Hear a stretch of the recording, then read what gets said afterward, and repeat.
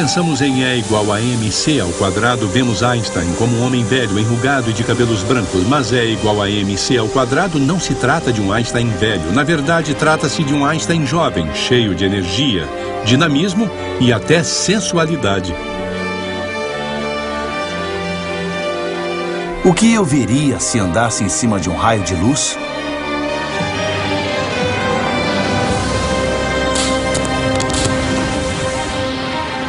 Talvez algum tipo de força elétrica esteja emanando do fio. Como? Faraday, meu amigo, a eletricidade flui através de um fio, não para os lados.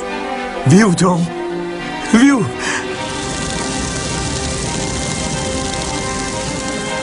Minha maior ambição é demonstrar que a natureza é um sistema fechado, onde em qualquer transformação, nenhuma quantidade de matéria nem de massa se perde e nem se ganha. O povo. Lavoisier. É ele que determina o que é certo e errado.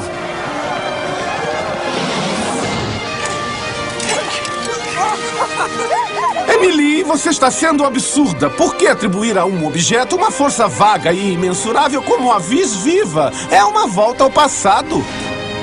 É capaz de descobrir alguma coisa sozinho? Eu descobri você. Não tem hora certa para a verdade.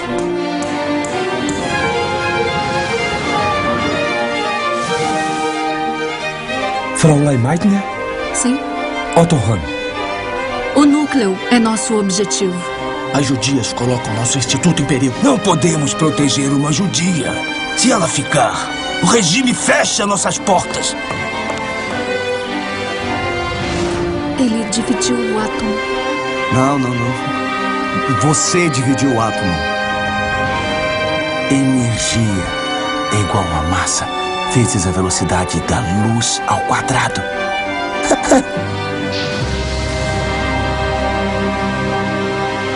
Quer que eu confira os seus cálculos?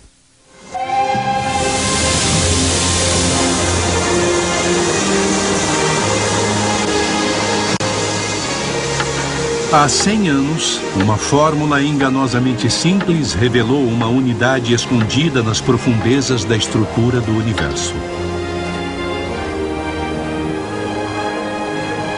Trata-se de uma ligação fantástica entre energia, matéria e luz. Seu autor era um jovem, Albert Einstein. É a equação mais famosa do mundo. É igual a mc ao quadrado. Todos a bordo!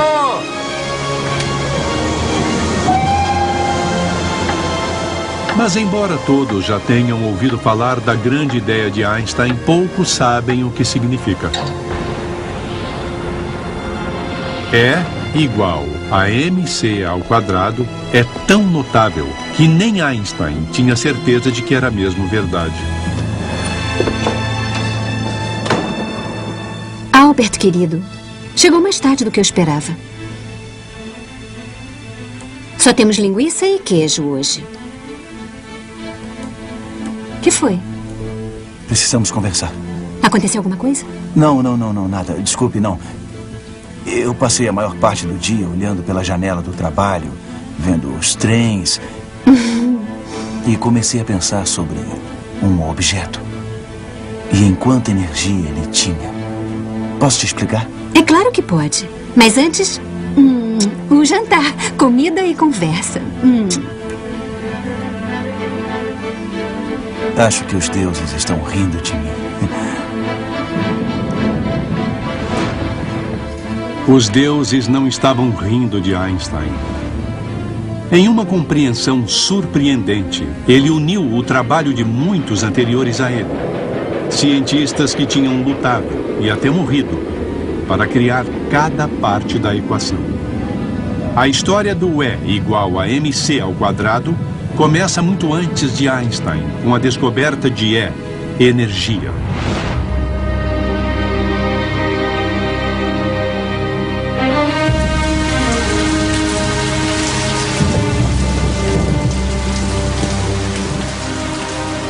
No início do século XIX, os cientistas não pensavam no aspecto da energia.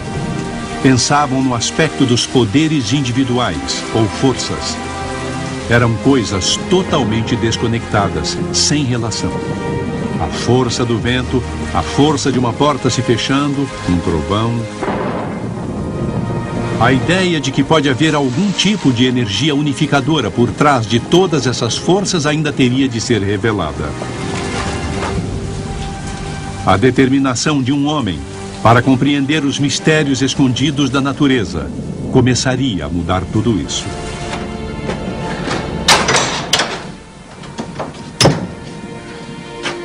O jovem Michael Faraday odiava o seu trabalho. Ele era filho de um ferreiro inculto, que teve a sorte de se tornar aprendiz de encadernador. Mas Faraday queria uma coisa, queria conhecimento. Ele lia todos os livros que lhe caíam nas mãos. Ele desenvolveu paixão pela ciência.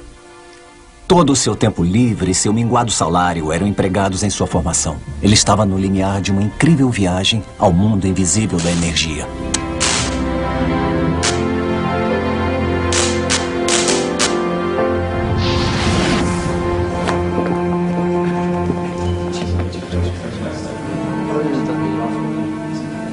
Faraday tinha impressionado um dos fregueses do seu chefe e foi recompensado com um ingresso que mudaria sua vida. Com licença, por favor. Eu não sabia o que fazer. Posso passar, por favor? Posso passar?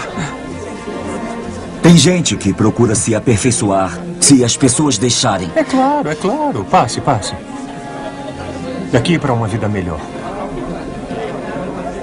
No início do século XIX, a ciência era assunto de cavalheiros, coisa que Faraday não era. Ele teve uma educação rudimentar. Ele lia muito, frequentava palestras públicas. Mas em 1812 ele ganhou ingressos para ouvir Sir Humphry Davy, o químico mais famoso da época.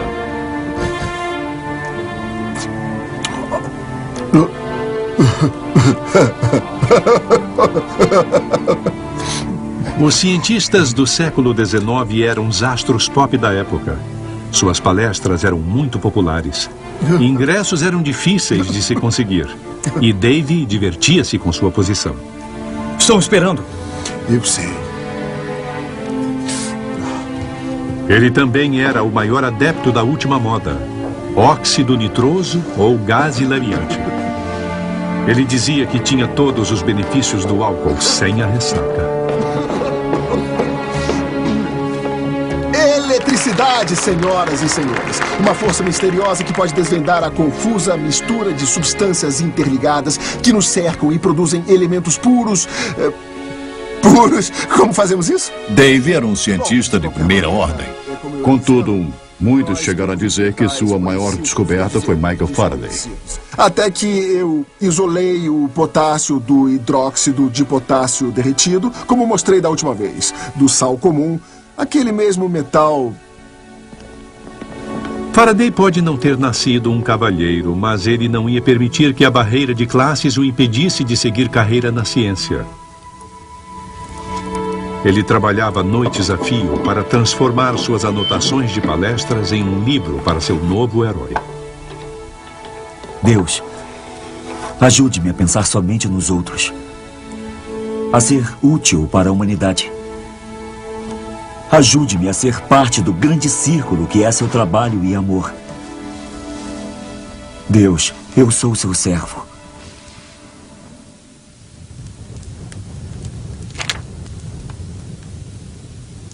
Trabalho excelente, Faraday. Então, o que pretende fazer da sua vida? Meu desejo, senhor, é fugir do comércio, que eu considero depravado e egoísta, para me tornar servo da ciência, que eu acho que faz seus seguidores amistosos e liberais. É mesmo? Bom, vou deixar que a experiência de alguns anos lhe mostre a verdade. Eu não tenho nada no momento. Eu lhe mando um bilhete se surgir alguma coisa.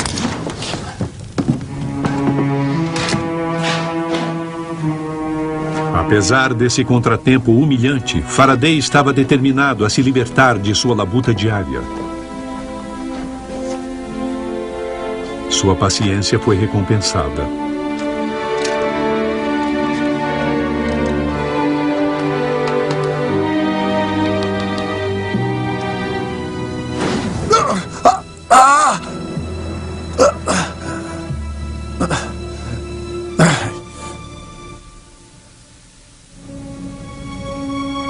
Newman, apresento-lhe o Sr. Michael Faraday. Ele vai ser meu ajudante enquanto me recupero. Ele me garante que é cristão. Talvez com Deus e Faraday no comando dos produtos químicos, você e eu possamos trabalhar em segurança. Obrigado, professor David. Bem-vindo, Faraday. Obrigado. E obrigado, Sr. Humphrey. Atenção em seu trabalho. Faça o que lhe disserem e ficará tudo bem, Faraday.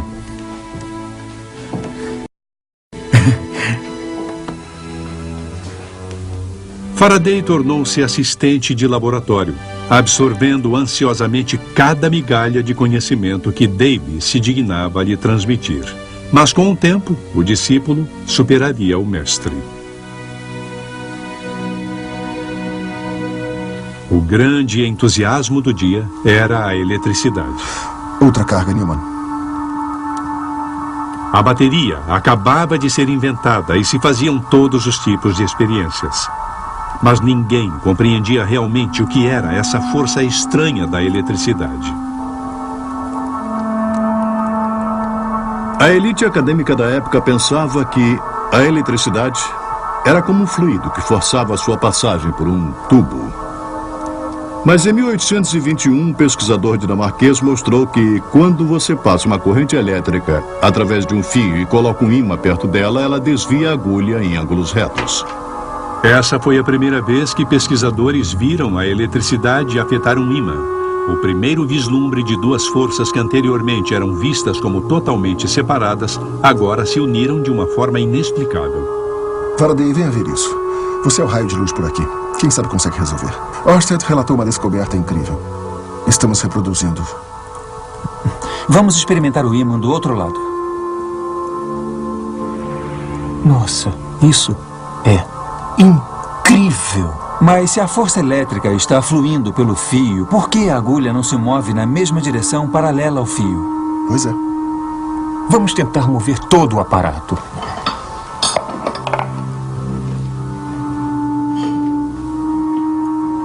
De novo, Newman.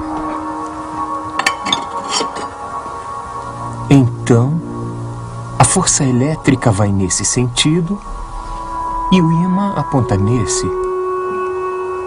Como um pode afetar o outro? Talvez a eletricidade esteja expelindo alguma força invisível enquanto se movimenta. O quê? Talvez algum tipo de força elétrica esteja emanando a partir do fio.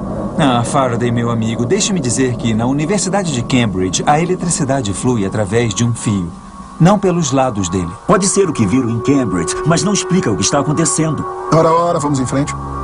Vamos colocar o ímã debaixo do fio.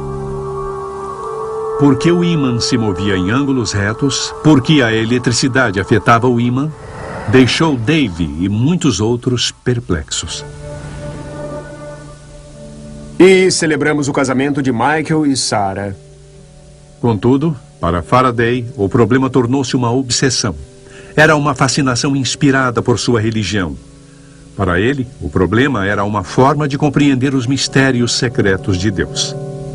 De nossos companheiros. Havia um pequeno grupo perseguido em Londres, chamado os Sandemanianos. Eles eram religiosos, não eram bem uma seita, eram só uma pequena subseita como os Quakers. Faraday fazia parte daquele grupo, era um grupo muito manso e decente. Acreditavam que debaixo de toda a superfície da realidade, tudo foi criado por Deus de uma maneira unificada. Que se você abrisse uma pequena parte dela, poderia ver como tudo estava interligado.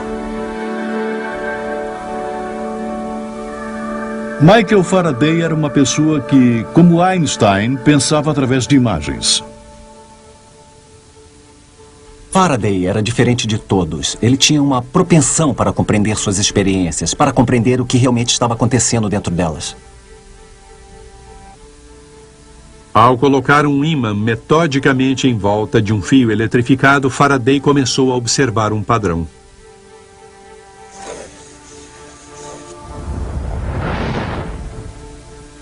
Todos tinham aprendido na época que as forças se deslocam em linha reta. Faraday era diferente. Ele imaginou que linhas invisíveis de força fluíam em volta do fio elétrico. E depois imaginou que um ímã tinha linhas similares emergindo dele e que essas linhas seriam capturadas em seu trajeto. Era meio como uma bandeira ao vento. Mas o grande lance da imaginação de Faraday foi transformar a experiência em sua essência. Em vez de um fio eletrificado mover uma agulha de ímã, ele pensou se conseguiria fazer um ímã estático mover um fio.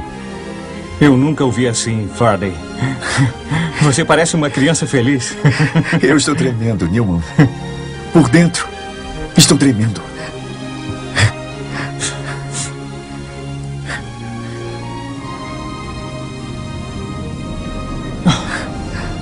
Viu, John? Viu? Vi.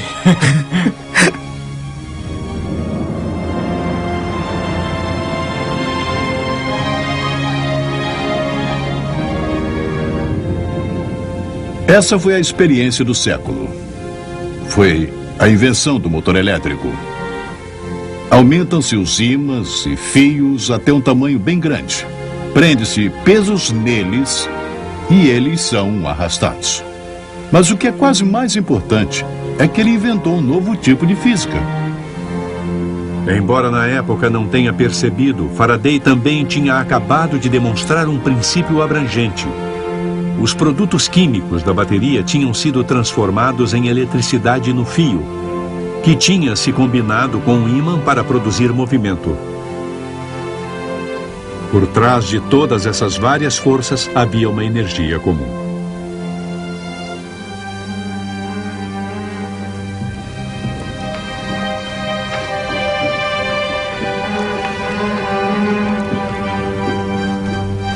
Alguns meses antes, David tinha sido eleito presidente da Royal Society, que era a elite da ciência inglesa. Mas ele viu essa descoberta publicada no Quarterly Journal of Science. Não sei se ficou com inveja, mas com certeza viu aquele jovem que tinha sido seu assistente, o simples filho de um ferreiro, fazer uma das maiores descobertas da era vitoriana.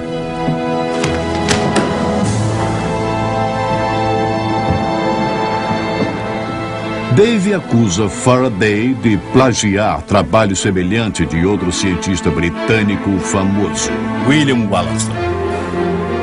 Então, Faraday, o que o Wollaston acha disso tudo?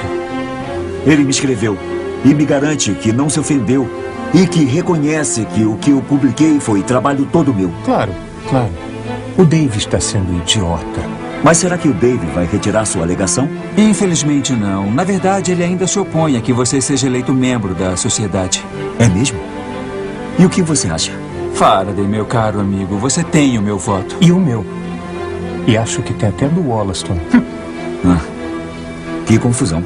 Ah, não faz mal, não faz mal. A ciência é o que importa. Mas me diga uma coisa, como é que esse seu fio faz girar o ímã? Que forças misteriosas estão atuando? Parece ser uma interação eletromagnética. Na minha mente, eu vejo uma variedade de linhas de força saindo em espiral do fio eletrificado. Como uma rede espiralada. Mas linhas de força invisíveis, isso é meio vago, não é? Faraday, posso lhe falar em particular? Claro.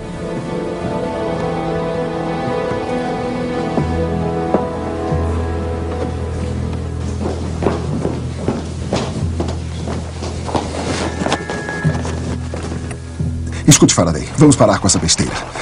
Quero que tire sua candidatura do quadro de avisos. Sir Humphrey, eu não vejo motivo para tirar. Meus amigos me indicaram. Foram eles que colocaram o papel lá. Não, eu não vou tirar. Tenha um bom dia.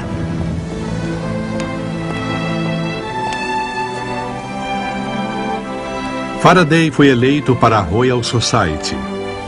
Dave morreu 5 anos depois, vítima de suas muitas inalações de gases.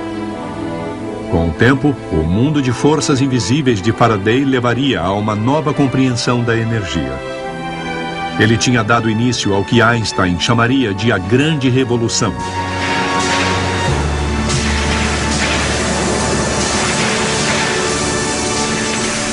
Foi no próprio núcleo desse empolgante novo mundo de energia que Einstein cresceu.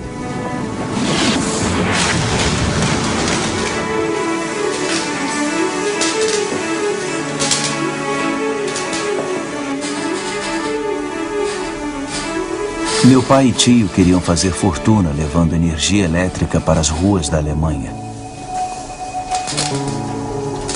Desde cedo eu adorava olhar as máquinas, compreender como as coisas funcionavam. Ele vai acabar se matando. Albert, fique aqui. O que você está fazendo? Do jeito que está agindo, vai acabar se matando e a todos nós. Eu sei, senhor. É preciso ter cuidado ao lidar com isso. Não pode ser tão descuidado. Tudo bem. Eu vivenciei um milagre quando meu pai me mostrou um imã. Eu tremia e ficava frio. Tinha de haver alguma coisa por trás dos objetos que estava muito escondida.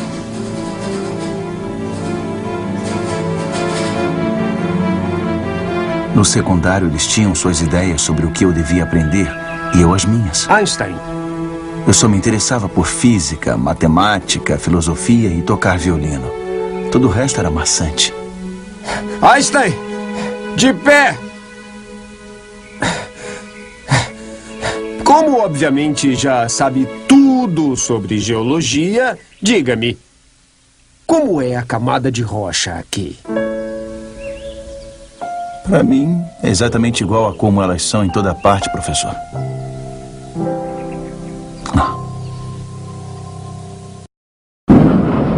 Os professores de Einstein tentaram fazê-lo entender como Faraday tinha mostrado que a energia podia ser convertida de uma forma para outra. Eles também acreditavam que todas as formas de energia já tinham sido descobertas. Einstein ia provar que estavam errados.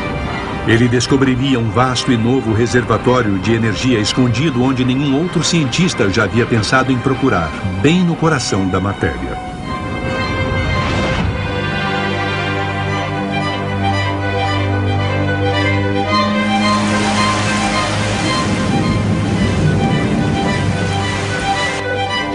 Cem anos antes do nascimento de Einstein, o rei Luís XV estava no trono da França. Mas o poder antigo e absoluto da monarquia sobre o povo estava começando a ser desafiado. Jacques, deixe as janelas. Esqueça a chuva. Precisamos de ar. A Revolução Francesa estava bem próxima.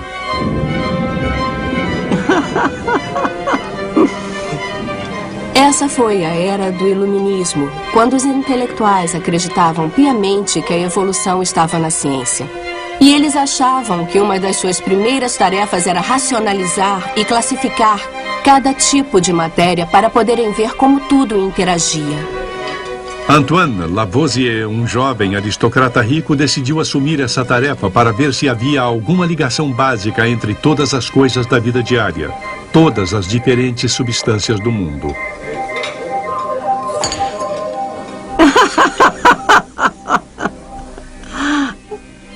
Mas o que funcionou para Lavoisier como cientista, sua meticulosa, até obsessiva atenção para os detalhes, também seria sua ruína. Senhor Lavoisier, se meus olhos não me enganam, o senhor está consumindo muito leite esta noite. Primeiro, o senhor tomou um copo de leite. Agora está tomando uma tigela com leite. Quer passar para um prato de leite? Suas observações precisas demonstram que é uma mulher de curiosidade científica, mademoiselle. Muito incomum. Como busca conhecimento, então eu vou lhe dar. Nas últimas 5 semanas, não tenho tomado nada além de leite. Santo Deus, homem. Eu preferiria morrer a jejuar tomando leite por 5 semanas. Está sofrendo de alguma doença horrível? Pelo contrário, estou investigando os efeitos da dieta na saúde. Senhor, com o maior respeito ao membro da Real Academia de Ciências, seu intestino deve pensar que sua garganta foi cortada.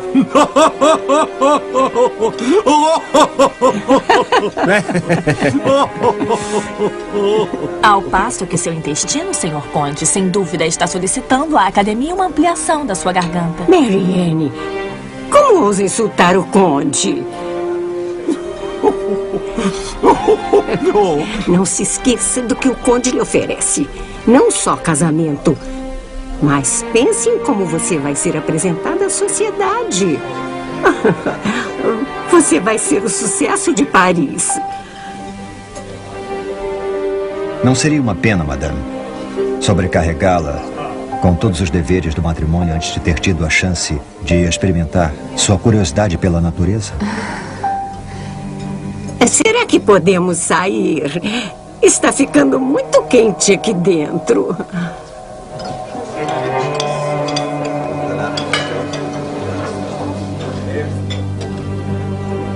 Planeja mesmo se casar com a Merval? Há um plano sim, mas não é meu. Então devo fazer planos para salvá-la.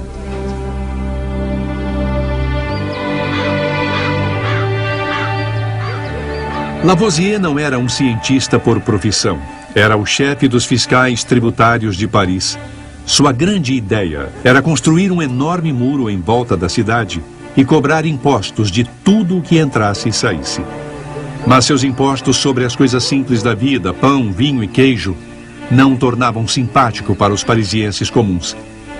Esse jovem escrupuloso e meticuloso ainda se permitia um ocasional ato de paixão.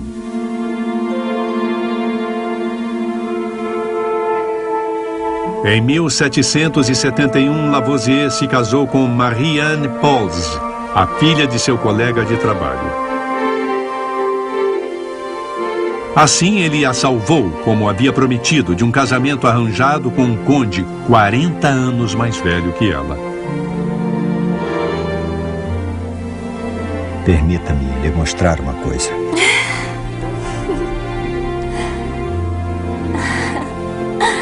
Penso que Lavoisier achava seu trabalho como coletor de impostos muito maçante e às vezes ele ansiava pelas noites e fins de semana, quando podia se dar ao luxo de fazer experiências químicas. E ele chamava esses momentos de jour de bonheur seus dias de felicidade. Madame,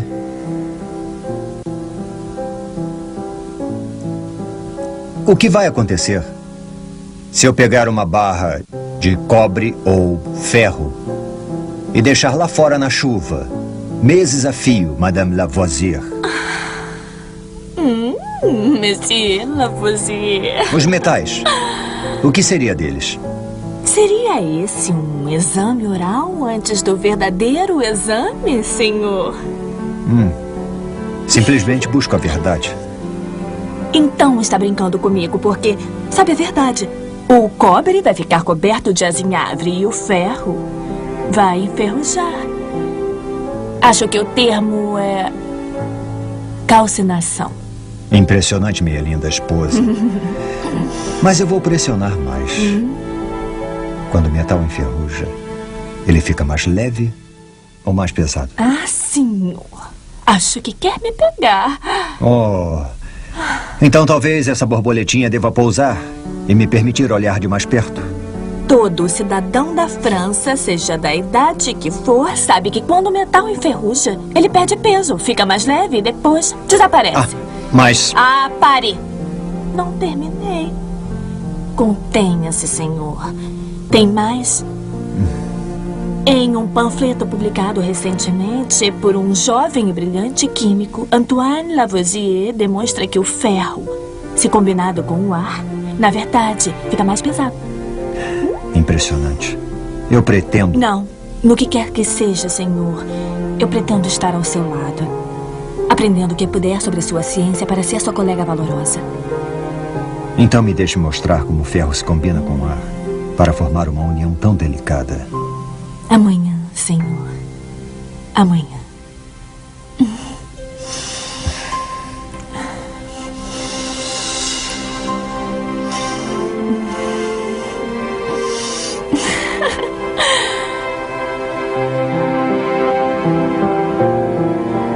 Marie-Anne aprendeu química ao lado do marido, mas logo buscou outros meios para contribuir com seu trabalho. Ela aprendeu inglês para poder traduzir trabalhos científicos contemporâneos. Teve aulas de desenho para poder registrar em detalhes forenses as minúcias do seu trabalho juntos. Ela dirigia o laboratório deles e era a relação pública da Lavoisier Incorporation. Era o centro de todo o esforço de pesquisa. Monsieur, que coisa horrível de se dizer. O senhor é muito atrevido. Por aqui, por favor, senhores.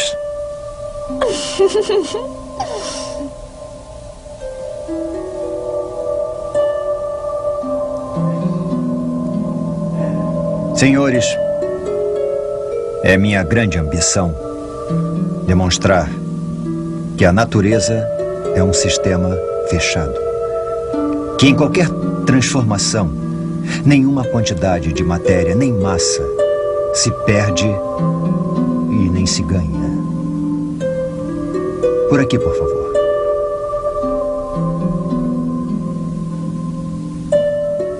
Essa precisa quantidade de água é aquecida para virar vapor. Esse vapor é posto em contato com uma barra de ferro em brasa envolta em carvão. Neste lado, esfriamos o vapor. Mas o que é interessante, coletamos menos água do que quando começamos. Então é claro que perdemos certa quantidade de água. Contudo, também coletamos um gás. E o peso da barra de ferro aumenta. Então, quando combinamos esses dois elementos, o novo peso da barra de ferro e o gás que coletamos, eles são exatamente iguais ao peso da água perdida. Mas é ar atmosférico, Sr. Lavoisier? Não. Porque eu meço tudo meticulosamente. Eu posso ver que está mais leve do que o ar à nossa volta. E, além disso, está mais inflamável. Vá lá. A água é feita de hidrogênio e oxigênio. Então o que ele fez foi pegar o oxigênio para colocá-lo dentro de uma barra de ferro em brasa. Basicamente só estava fazendo ferrugem, que é ferro oxidado, mas ele estava fazendo a ferrugem muito rapidamente. Sobrou hidrogênio, que chamamos de ar combustível, e ficava flutuando como um gás. Nenhuma massa se perdeu, meramente se transformou. E depois ele queria transformar tudo de volta em água. Isso é só o começo. Nos próximos meses, eu espero demonstrar que posso recombinar esse ar combustível com o ar vital e transformar os dois novamente em água. Eu vou recriar exatamente a mesma quantidade de água que foi perdida aqui nesse processo. É minha esperança completar o ciclo: água em gás e em água. E não perder uma gota. Por muito tempo, Lavoisier suspeitou que exatamente a mesma quantidade de matéria, a massa envolvida em qualquer transformação, sempre era conservada. Mas para provar isso, ele tinha de fazer milhares de experiências. E tinha de fazer as medidas com incrível precisão.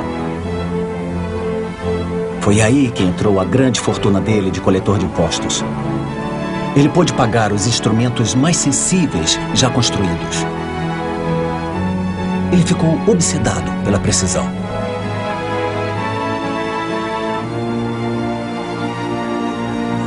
Mas os métodos exatos de Lavoisier também estavam começando a irritar a crescente multidão de parisienses famintos e desencantados.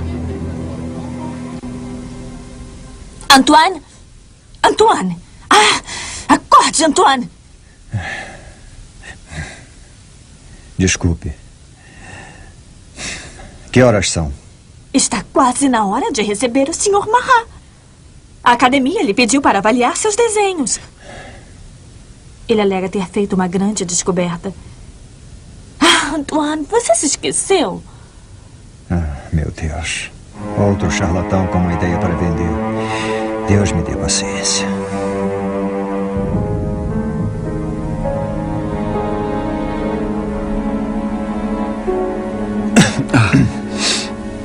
Sr. Marat. Senhor, eu gostaria de lhe mostrar o aparelho que eu inventei. Ele projeta uma imagem da substância do fogo em uma tela. Está vendo? Quando uma lanterna brilha através de uma chama, vemos um padrão tremeluzente sobre a chama.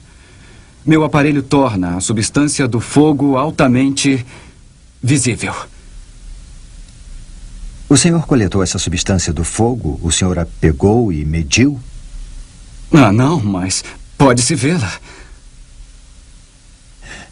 Eu lamento, mas na ausência de medidas exatas, de observações precisas, sem raciocínio rigoroso, só se podem fazer conjecturas. Então isso não é ciência.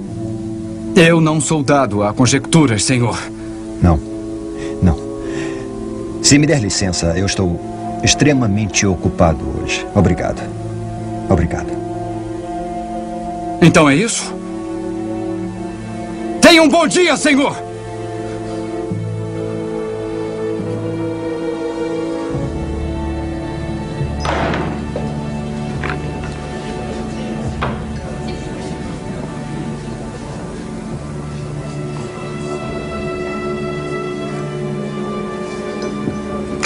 Deixe-me adivinhar, Mahá. O déspota científico do rei decretou que a sua invenção não se adapta à versão da verdade determinada pela academia. Lavoisier. Ele fala de fatos. Ele venera a verdade. Escute, meu amigo. As academias reais são todas iguais. Insultam a liberdade de pensamento. Eles acham que são os únicos árbitros do gênio. Eles são totalmente podres. Assim como todos os outros tentáculos do rei. O povo é que determina o que é certo e errado. Não se preocupe. No meu próximo panfleto, eu vou expor esse seu perseguidor.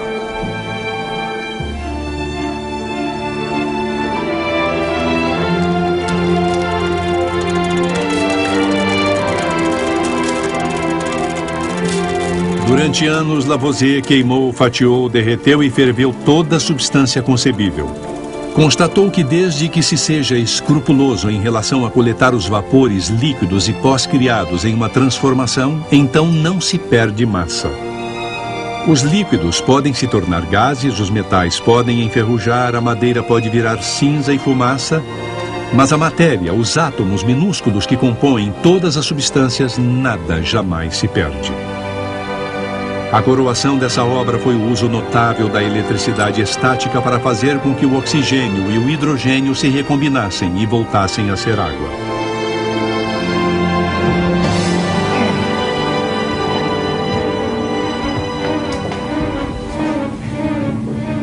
O que está acontecendo?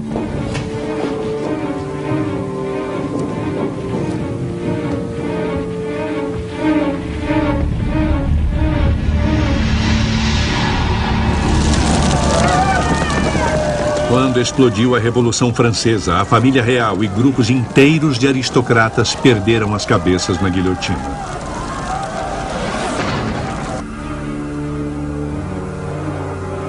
Para os revolucionários franceses de 1790, Lavoisier significava apenas uma coisa. Ele era o coletor de impostos desprezível que tinha construído um muro em volta de Paris. O trabalho de Lavoisier como coletor de impostos o deixou sob suspeita. Ele foi denunciado por um cientista fracassado que tinha virado jornalista radical, Jean-Paul Marat.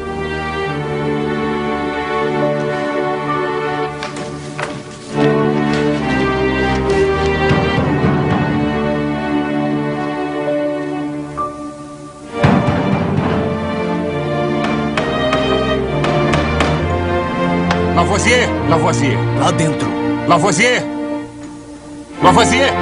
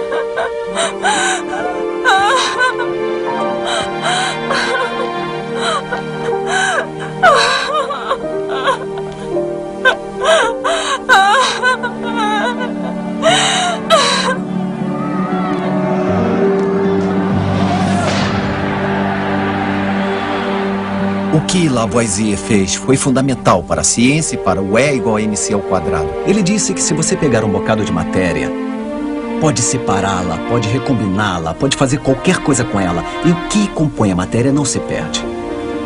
Se a multidão queimasse Paris totalmente, transformasse os tijolos em escombros e poeira e queimasse os edifícios até virarem cinzas e fumaça, e se você colocasse uma cúpula gigantesca sobre Paris e pesasse toda a fumaça, cinzas e escombros, teria exatamente o mesmo peso da cidade original e do ar que a cercava antes. Nada desaparece.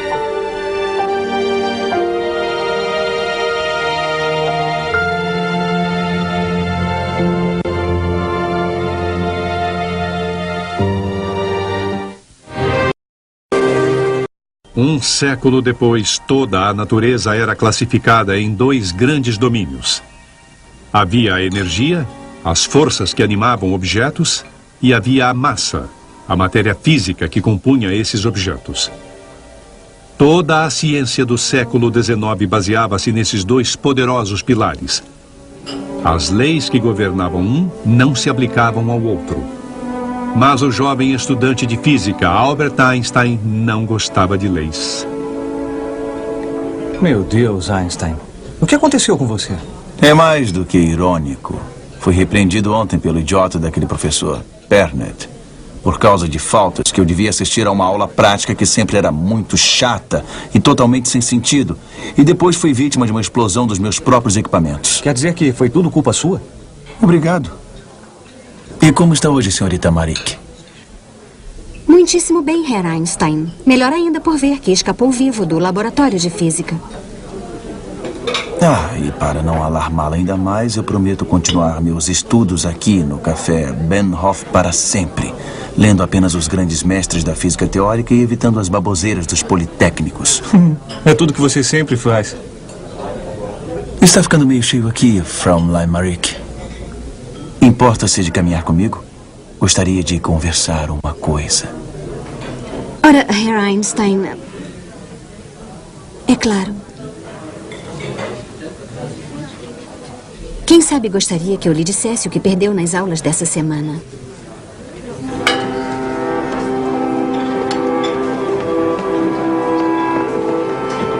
Einstein não era exatamente um aluno exemplar. Ele se distinguia em certas matérias, principalmente física e matemática, mas não era muito diligente em muitas de suas outras aulas.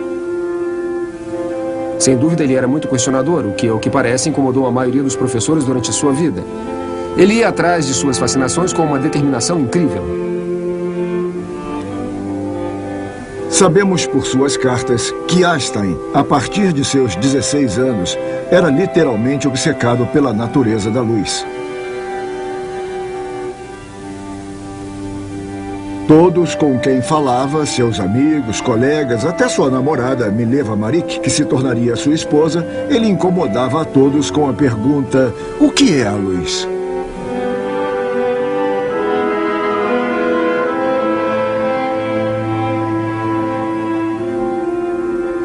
O que eu veria se andasse sobre um raio de luz? O quê? Um raio de luz? Por qual método propõe andar sobre esse raio de luz? O método não é importante.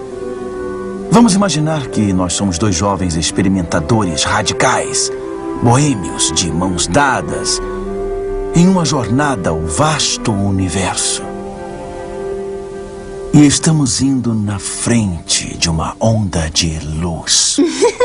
Realmente não sei o que está sugerindo, Herr Einstein. Quer segurar minha mão ou me ridicularizar? Ridicularizá-la? Não, nunca. Só quero que me ajude a compreender. O que acha que veríamos se estivéssemos juntos e nos acelerássemos cada vez mais até chegarmos na frente de um raio de luz?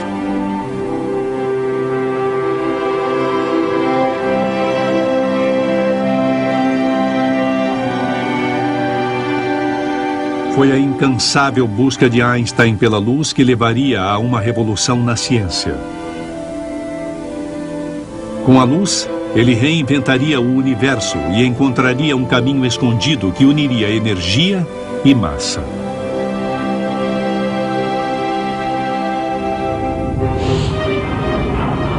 A luz tem uma velocidade incrível de 1,79 bilhões de quilômetros por hora. É por isso que os cientistas usam o termo C, representa celeritas, rapidez em latim.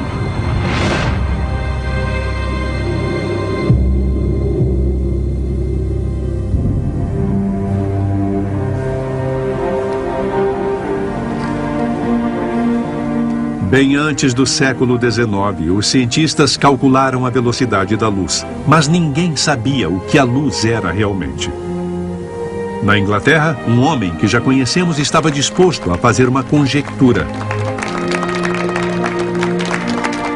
Depois da morte de Sir Humphrey Davy, Michael Faraday tornou-se o professor Faraday, um dos cientistas mais importantes do mundo. A elite científica ainda achava difícil aceitar que a eletricidade e o magnetismo eram apenas dois aspectos do mesmo fenômeno, que Faraday chamava de eletromagnetismo. Mas então ele tinha uma proposta ainda mais extravagante para sua plateia. Linhas invisíveis podem emanar da eletricidade em um fio, de um ímã, ou até mesmo do Sol. Pois é, minha alegação que a luz em si é apenas uma forma dessas linhas vibratórias do eletromagnetismo. Por 15 anos, Faraday lutou para convencer os céticos de que a luz era uma onda eletromagnética. Mas faltava-lhe a matemática avançada para comprovar sua ideia. No fim, alguém veio lhe ajudar. O professor James Clerk Maxwell acreditava na ideia arrojada de Faraday e tinha a habilidade matemática para provar isso.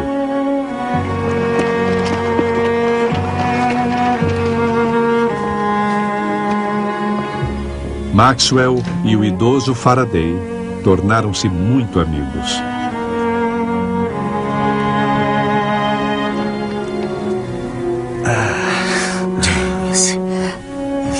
James, perdoe-me. Um conselho. Não envelheça. Michael, como vai? Eu estou bem. Mas a memória não está muito boa. Eu achei que gostaria de ver o que recém-publicamos. Oh, sim. Sim.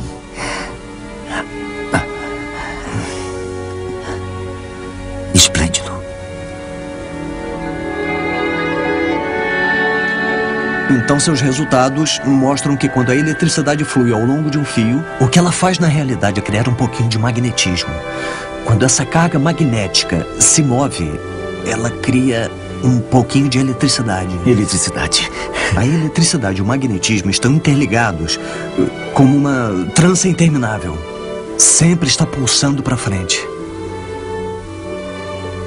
É maravilhoso. Maravilhoso. Michael, tem uma coisa muito crucial na matemática. Essa eletricidade produzindo magnetismo e o magnetismo produzindo eletricidade, isso só pode acontecer a uma velocidade determinada. As equações são muito claras quanto a isso. Elas mostram só um número. 1,79 bilhões de quilômetros por hora.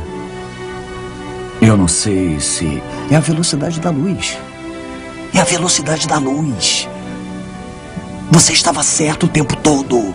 A luz é uma onda eletromagnética. Maxwell tinha provado que Faraday estava certo. A eletricidade e o magnetismo são apenas dois aspectos de uma unidade mais profunda, uma força, agora chamada eletromagnetismo, que viaja a 1,79 bilhões de quilômetros por hora. Em sua forma visível, não é nada além do que a própria luz.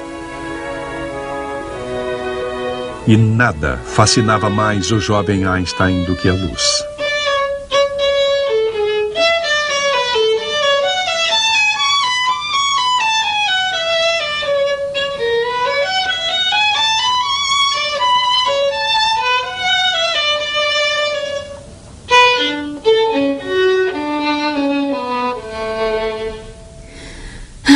Nós temos aulas em meia hora. Ah, deixe-me pensar.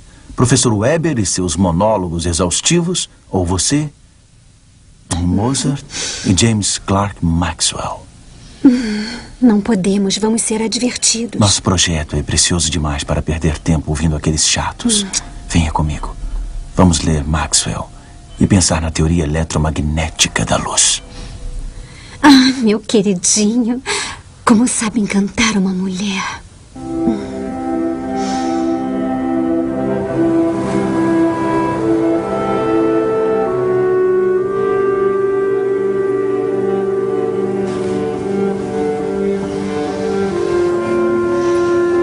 Esperança.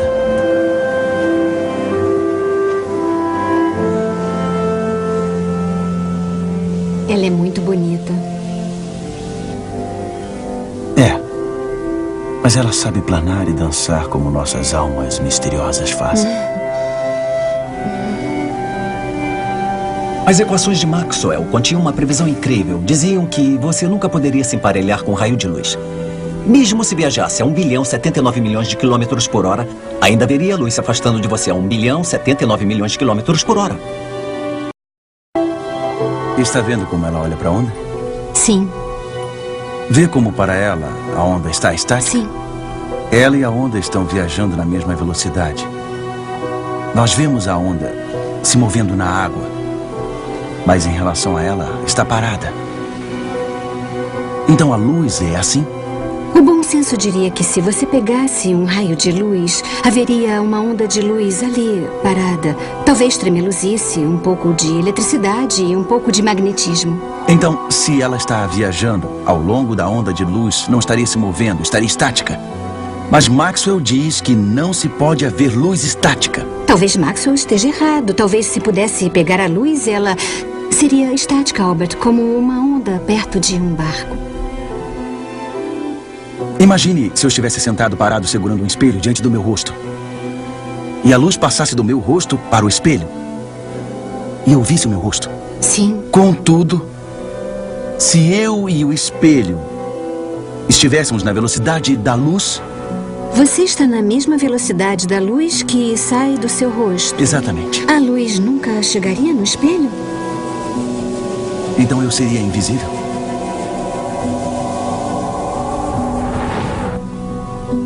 Isso não faz sentido. O jovem Einstein começava a perceber que a luz era diferente de qualquer outro tipo de onda.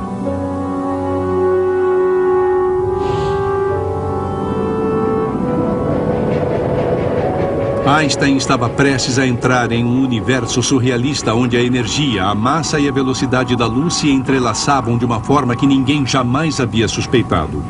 Mas havia um último ingrediente matemático que Einstein precisava: o processo diário de elevar ao quadrado.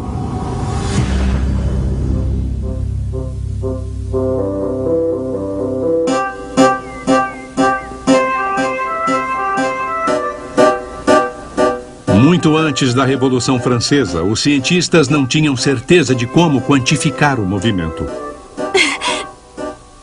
As equações que explicavam como os objetos se moviam e colidiam estavam no início.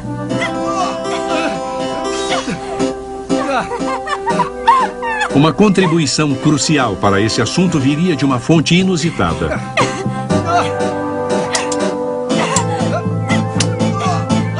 Apresento a aristocrata filha de 16 anos de um dos cortesãos do rei Luís XIV, Émilie du Châtelet.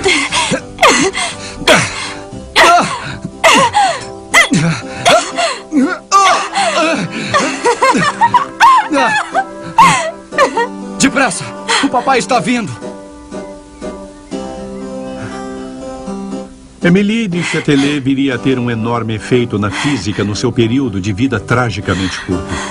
Incomum para uma mulher de sua época, ela publicou muitos trabalhos científicos, inclusive a tradução do Principia de Sir Isaac Newton, o maior tratado sobre movimento já escrito. A tradução de Du Châtelet ainda é o texto padrão na França hoje. Musa mihi causas memora. Musa, minha memória causa? Oh, Musa, as causas e crimes se relacionam. Que deusa foi provocada e daí seu ódio? Por que ofensa a Rainha dos Céus começou a perseguir tão corajoso, bravo e justo homem? Não se irrite com sua irmã, porque ela persegue muitos homens justos. Ainda outra noite, Emily silenciou o Duque de Luynes ao dividir um número ridiculamente longo de cabeça em questão de segundos. Devia ter visto a incredulidade nos rostos deles quando perceberam que Emily estava certa. Foi a inteligência surpreendente da minha irmã ou sua beleza extasiante que os deixou boquiabertos? Bem, sim. Boa pergunta, Monsieur. Senhores, agradeço sua gentileza. Temo, contudo, que minha inteligência seja apenas curiosidade para os outros. Se ao menos fosse dada uma oportunidade para minha mente. Minha querida Emily, você é abençoada com intelecto e coragem. Use os dois e terá o mundo a seus pés.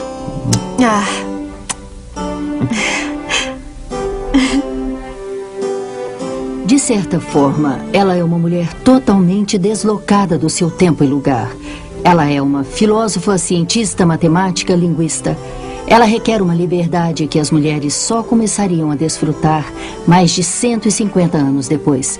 Liberdade para estudar ciência, para escrever sobre ela e ser publicada. Du Châtelet se casou com um general do exército francês aos 19 anos e teve 3 filhos.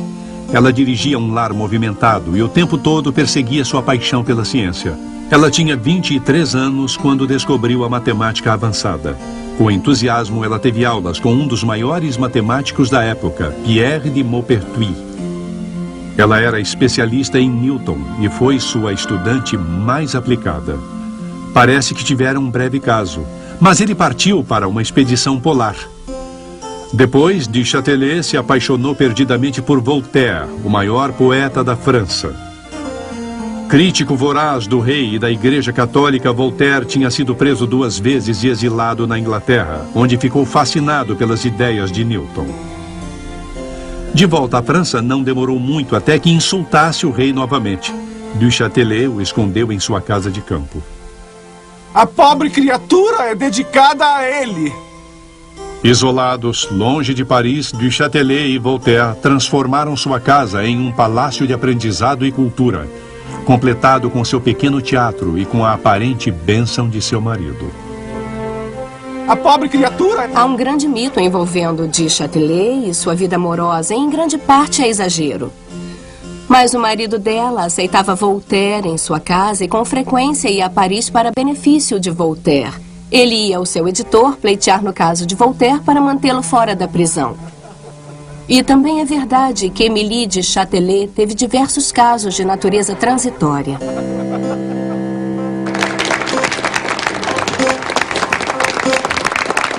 Ela criou uma instituição para rivalizar com a Real Academia de Ciências da França.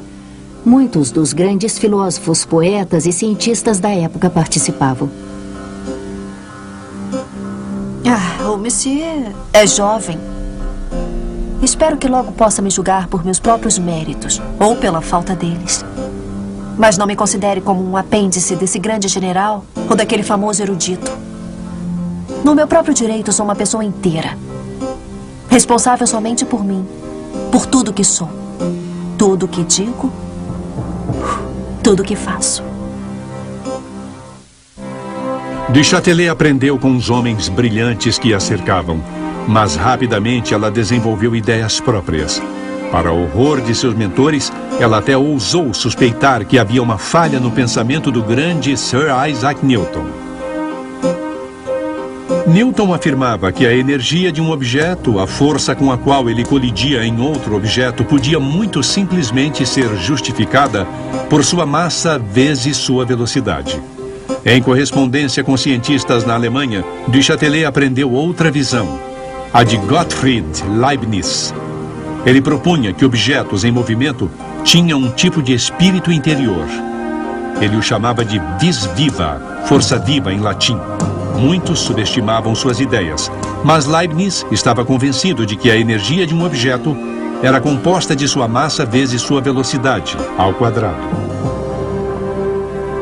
Elevar alguma coisa ao quadrado é um procedimento antigo. Se você diz que um jardim é 4 ao quadrado, quer dizer que pode ser construído por 4 canteiros ao longo de um lado e 4 ao longo de outro, de forma que o número total de canteiros é 4 vezes 4, 16.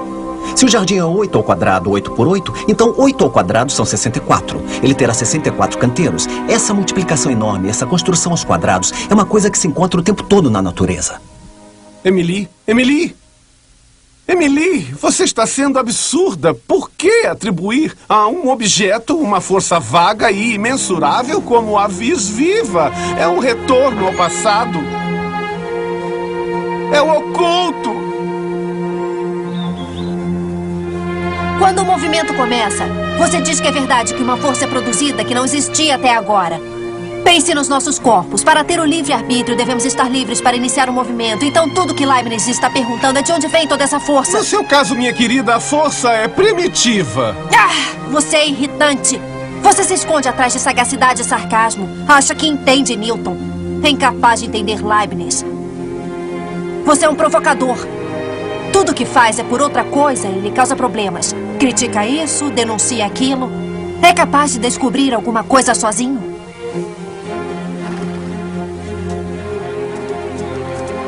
Eu descobri você!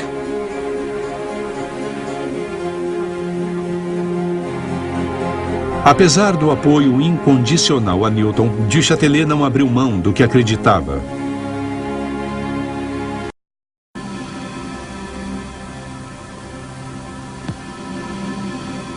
No fim, ela se deparou com uma experiência feita por um cientista holandês, Willens Gravesand, que provaria que tinha razão. Gravesand em Leiden está deixando cair bolas de chumbo em um pote de argila. Deixar cair bolas de chumbo em argila? Mas que imaginativo! Usando as fórmulas de Newton, Monsieur Voltaire. Então ele deixa cair uma segunda bola de uma altura maior, calculada exatamente para dobrar a velocidade da primeira bola com o impacto. Então, senhores, querem arriscar? Newton nos diz que ao dobrar a velocidade da bola, dobramos a distância que ela percorre na argila. Leibniz nos pede para elevar essa velocidade ao quadrado. Se ele está correto, a bola vai percorrer não 2, mas 4 vezes a distância. Então, quem está correto? Senhores, parece que a reputação do Sr. Newton está abalada, ainda que levemente. Oh, Maupertuis, não fique impressionado. Não há motivo na Terra para atribuir forças ocultas às bolas de chumbo desse holandês. Bom, a bola percorre 4 vezes mais distância. Acontece que é Leibniz quem tem razão. É a melhor maneira de expressar a energia de um objeto em movimento. Se o carro está a 30 km por hora, é preciso de certa distância para parar, se pisa no freio. Se vai 3 vezes mais depressa, se vai a 90 por hora, não será preciso 3 vezes mais distância para parar, e sim 9 vezes mais distância para parar. Oh, bom. Isso merece consideração. Talvez possamos examinar seus cálculos. Eu já chequei os cálculos. Tenho certeza de que Leibniz está correto nisso. Pretendo incluir um capítulo sobre essa questão no meu livro. Realmente. Mas tenha cuidado, madame. Acha que a academia está preparada para essa opinião? É verdade, nós devemos ter muito cuidado. Nós? Eu não vejo motivo para retardar mais. Não existe tempo certo para a verdade. Émile de Châtelet publicou seu livro Institutions de Psyché em 1740, o que provocou grande controvérsia. Voltaire escreveu que ela foi um grande homem cujo único defeito era ser mulher. Em sua época, isso era um grande elogio.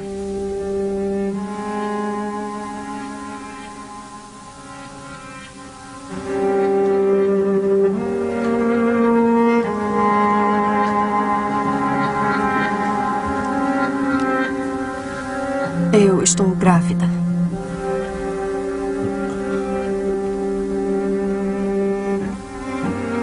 Tem certeza? Absoluta. 2 a 3 meses. Eu estou com medo. Está com medo, é? Deve ter mesmo.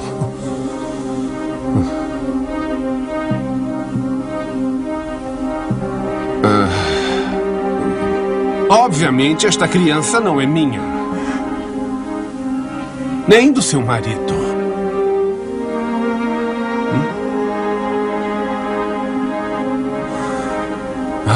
Emily. Émilie de Châtelet sabia que uma mulher engravidar no século XVIII aos 43 anos era uma coisa muito perigosa.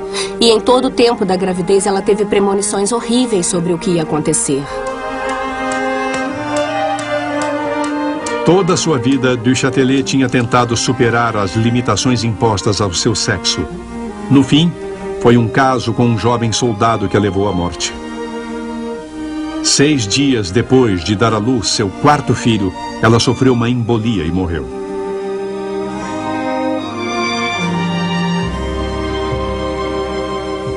A convicção de Émilie de Châtelet de que a energia de um objeto é uma função do quadrado de sua velocidade deu margem a um debate feroz. Depois de sua morte, foram precisos 100 anos para a ideia ser aceita. Há tempo de Einstein usar esta brilhante descoberta para finalmente reunir a energia e a massa com a luz.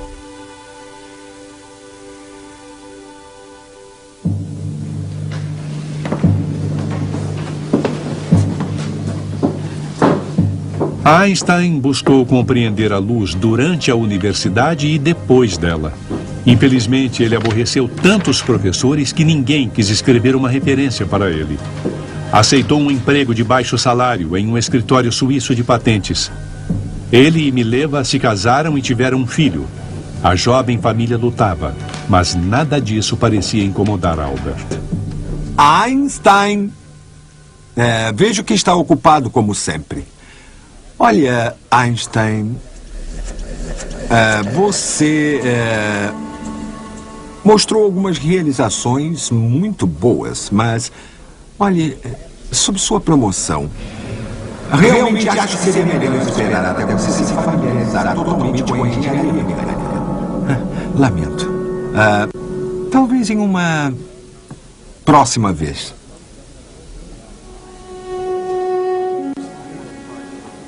Eu queria contratar uma empregada para eu poder voltar e terminar os meus estudos. Agora eu nunca vou passar na minha dissertação. Ora, minha linda patinha. Vai ficar tudo bem. Você vai ver. Como vai ficar bem, Albert? Eu vou ter que esperar mais outro ano até você ser promovido? Ai, vem cá, filha, feliz.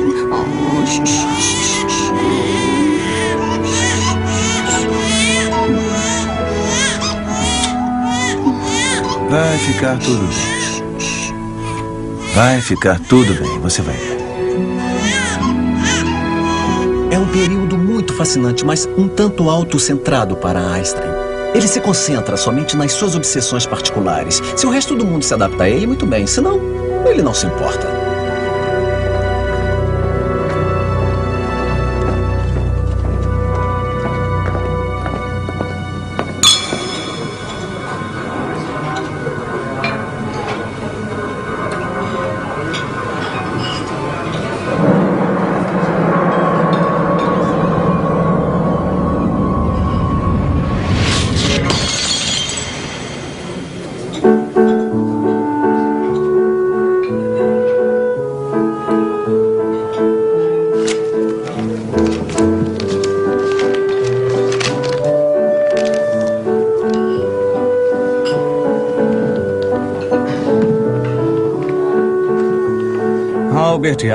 Albert. Um rosto bonito vira a sua cabeça.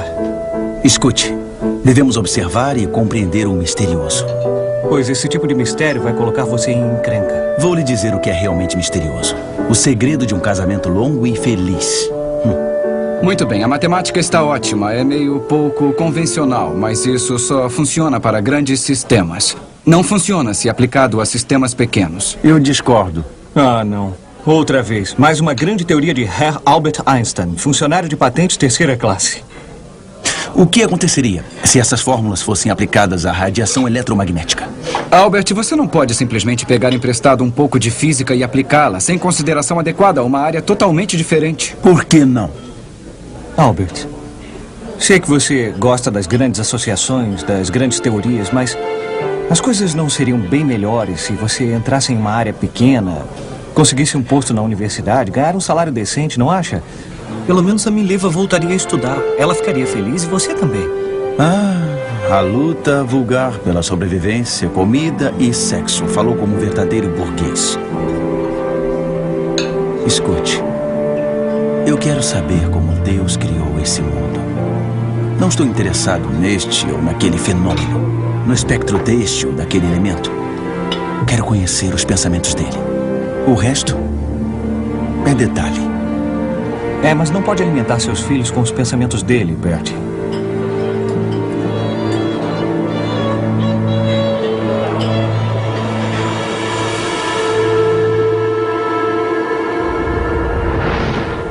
Einstein foi caminhar com seu amigo íntimo Michel Berson. Eles estudaram física juntos e falaram de física e filosofia durante anos e anos. Eram muito chegados.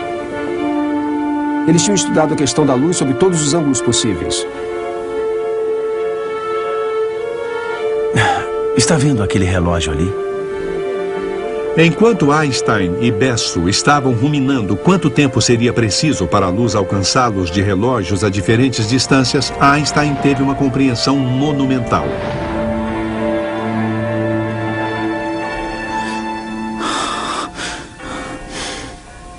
Obrigado. Obrigado. Eu solucionei todo o problema.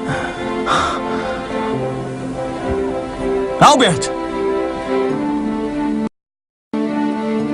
O que Einstein fez foi virar o problema completamente em sua cabeça. Outros cientistas tinham achado impossível aceitar a ideia de Maxwell, de que a luz sempre se afastaria de você a 1,79 bilhão de quilômetros por hora, mesmo se você também estivesse viajando depressa. Mas Einstein aceitou isso como um fato, porque a velocidade da luz nunca muda. O que ele fez foi adaptar tudo o que conhecemos sobre o universo para se adequar à velocidade fixa da luz. E ele descobriu que para fazer isso é preciso retardar o tempo. A compreensão extraordinária dele é que o tempo, quando você se aproxima da velocidade da luz, o próprio tempo desacelera. É uma mudança monumental em como vemos o mundo.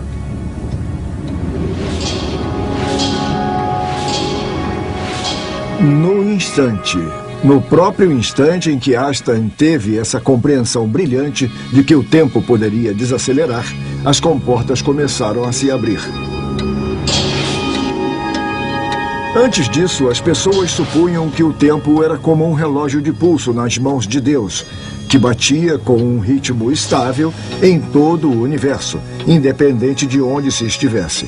Einstein negou isso dizendo que o tic-tic-tic do relógio de pulso, na verdade, era o clique-clique-clique da eletricidade, que se transformava em magnetismo, que se transformava em eletricidade. Em outras palavras, o ritmo estável da própria luz.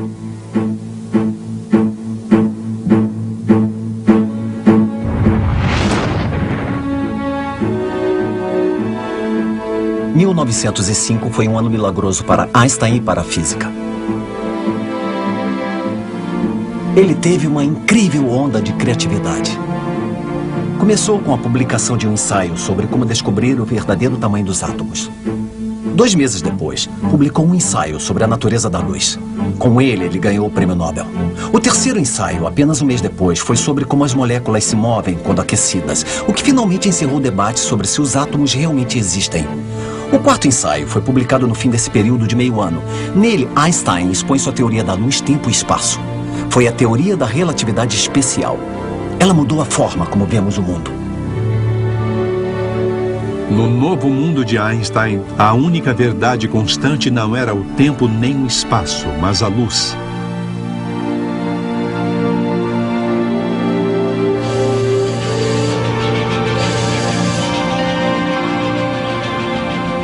Entretanto, o ano milagroso de Einstein ainda não havia acabado.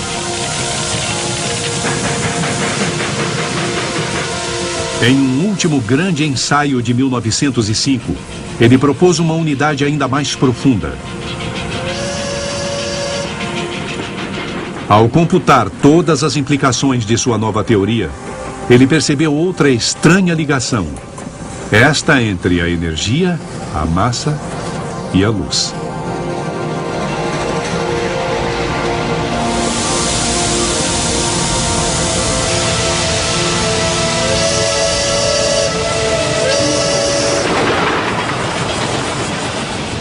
Einstein percebe que a velocidade da luz é parecida com o limite de velocidade cósmica. Nada pode ser mais rápido. Imagine que temos um trem em funcionamento. Digamos que está chegando à velocidade da luz e estamos colocando cada vez mais energia para tentar fazê-lo ir cada vez mais depressa. Mas ainda não chega à velocidade da luz. Então toda essa energia, para onde vai? Tem de ir para algum lugar? Surpreendentemente, ela vai para a massa do objeto. Do nosso ponto de vista, o trem realmente fica mais pesado. A energia se transforma em massa.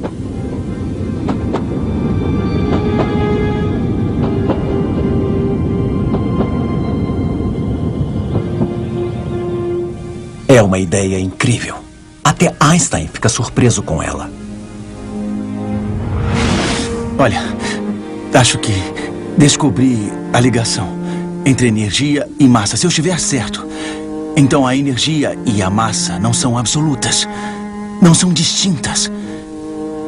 Elas podem ser convertidas uma na outra. A energia pode se transformar em massa e a massa pode se transformar em energia. E não só energia que se iguala à massa. A energia é igual à massa vezes a velocidade da luz ao quadrado. Quer que eu verifique os seus cálculos?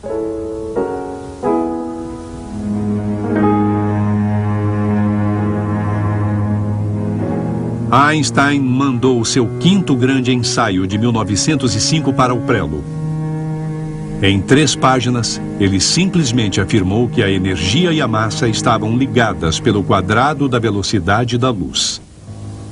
E é igual a mc ao quadrado.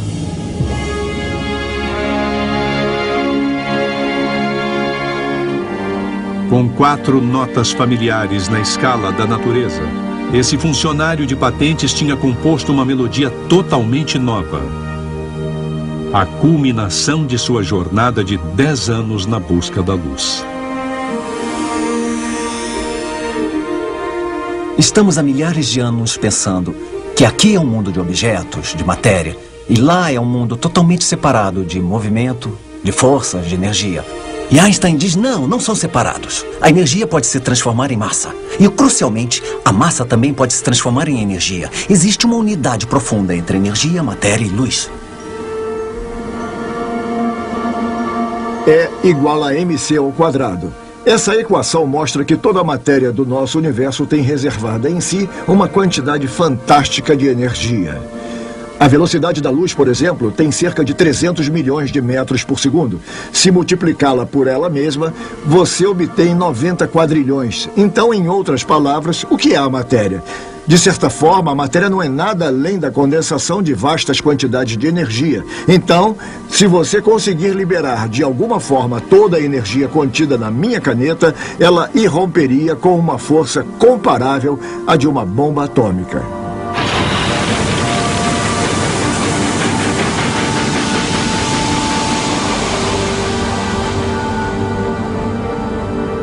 Depois do quinto grande ensaio de Einstein de 1905, os físicos não falaram mais de massa nem de energia.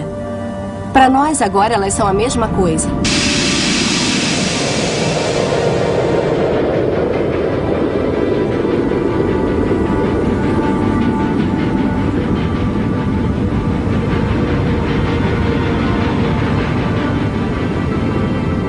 O ano provavelmente mais milagroso da ciência humana termina em silêncio.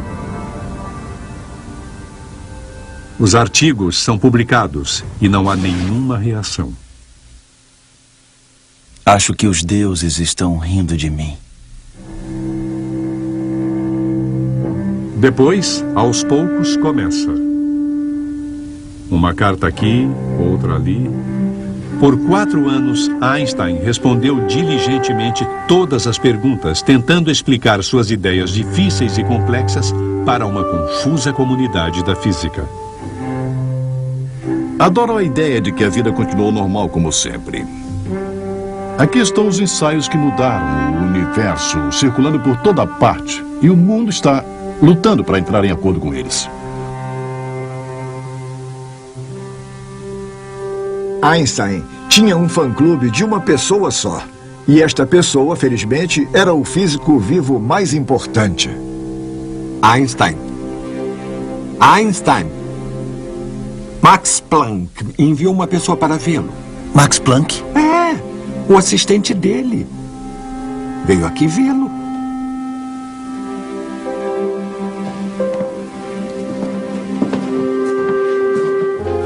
Max Planck estimula os físicos mais eminentes do mundo para levarem Einstein a sério. Depois de 4 anos de espera, ele foi indicado professor de física na Universidade de Zurique. Daí em diante, sua carreira foi meteórica. Ele tornou-se professor de física em Berlim. Ficou mundialmente famoso e tornou-se um nome muito conhecido. Sem dúvida, ele é o pai da física moderna.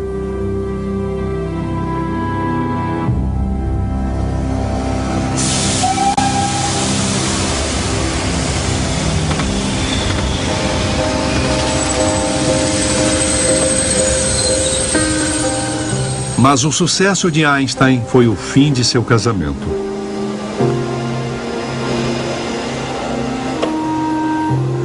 Em 1919, se divorciou de Mileva e se casou com uma prima.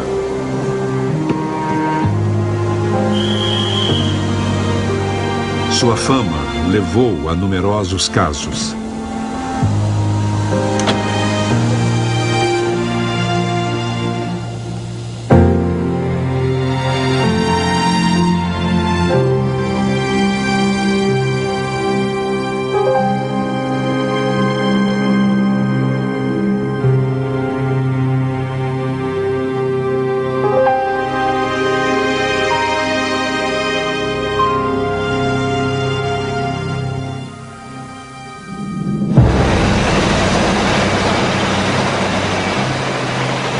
Igual a mc ao quadrado tornou-se o santo grau da ciência. Continha a promessa de vastas reservas de energia presas dentro do átomo. Einstein suspeitava que seriam necessários 100 anos de pesquisas para liberá-la. Mas ele não contava com a Segunda Guerra Mundial e o gênio de uma judia na Alemanha de Hitler.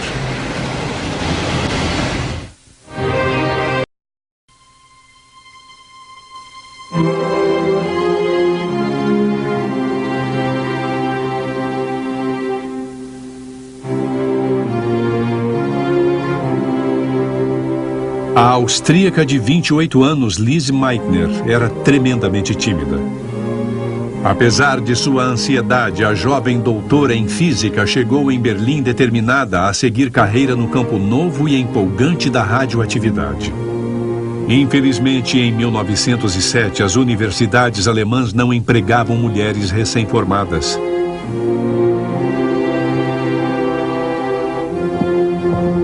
Felizmente, um homem veio em seu auxílio. Fraulein Meitner? Sim.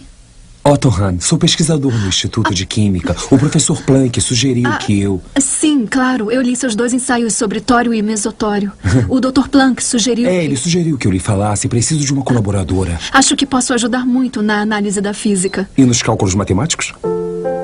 Sim, e na matemática. Atualmente, o estudo dos átomos radioativos se tornou uma colaboração entre a física e a química. Sim. Então eu vou pedir um laboratório para o Fischer. Excelente. Nos falamos em breve. Lise Meitner tinha dado o primeiro passo de uma jornada que mudaria a história do mundo. Para ela, seria uma estrada marcada de sucesso e reconhecimento, mas também de terror e traição.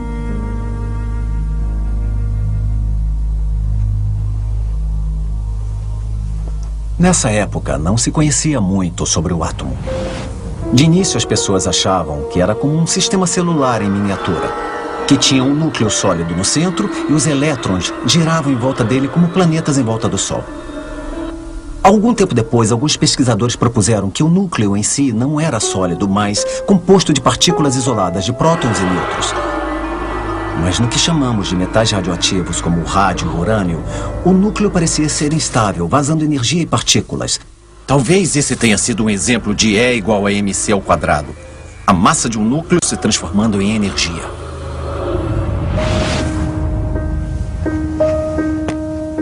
A colaboração de Meitner e Hahn para revelar os segredos do átomo começaram de forma bem desigual. Ele ganhou um laboratório. Ela foi forçada a pegar no pesado. Vejo que não incendiou seu cabelo. O patrão acha que as mulheres acabarão incendiando os cabelos se ele permitir que elas trabalhem no Instituto de Química. Então a barba dele deve ser a prova de fogo. Bom dia, Herr Hahn. Bom dia. Viu? Sou invisível nesse lugar. Pelo menos os físicos me reconhecem por minha capacidade. Ah, é? Mas me diga, onde os químicos estariam sem a mão firme da física?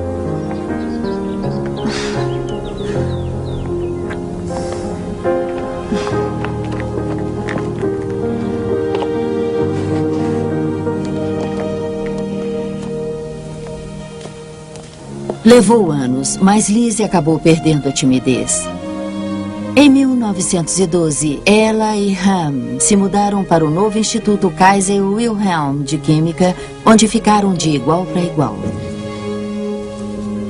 Lizzie se tornou a primeira mulher da Alemanha a ser professora universitária.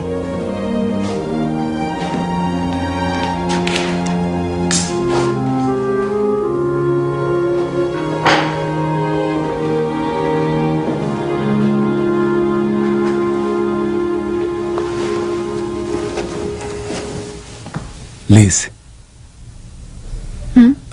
Tem uma novidade. Se lembra da aluna de arte de quem lhe falei?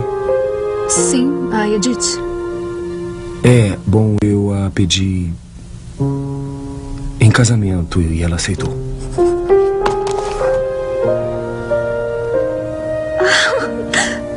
Dr. Hahn, parabéns.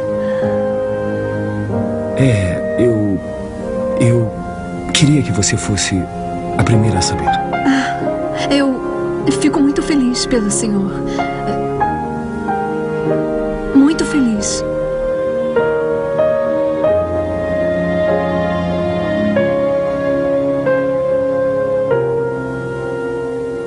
Ela era carinhosa por natureza.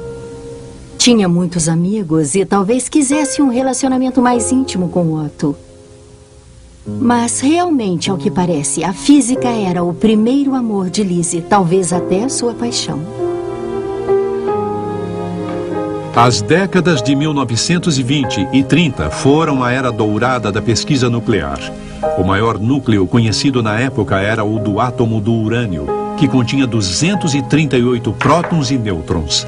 Meitner e Hahn lideravam a corrida para ver se poderiam ser criados núcleos ainda maiores, acrescentando-se mais nêutrons. Então, o átomo. Muito familiar. O núcleo está no centro. Os elétrons orbitam à volta. O núcleo é nosso objetivo. O núcleo composto de prótons e nêutrons. Bem, o maior núcleo que conhecemos é o núcleo do átomo de urânio. Seu núcleo é uma estrutura abarrotada de 238 prótons e nêutrons.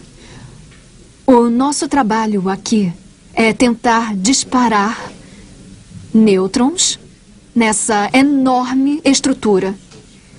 E se conseguirmos fazer um nêutron ficar aqui, será um grande avanço.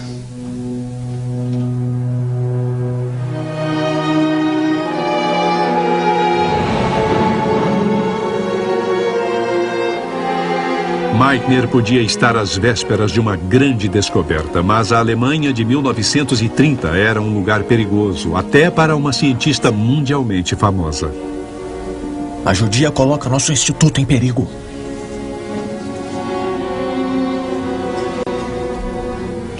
Quando os nazistas tomaram o poder, uma das primeiras coisas que fizeram foi tirar os judeus acadêmicos das universidades. Einstein era muito famoso e, por esse motivo, foi um dos primeiros a sair. Ele foi expulso da Alemanha em 1933. Lisa não foi afastada na época. Ela conseguiu ficar porque era austríaca, mas em março de 1938, a Áustria foi anexada à Alemanha e, nesse momento, a situação de Lise ficou insustentável.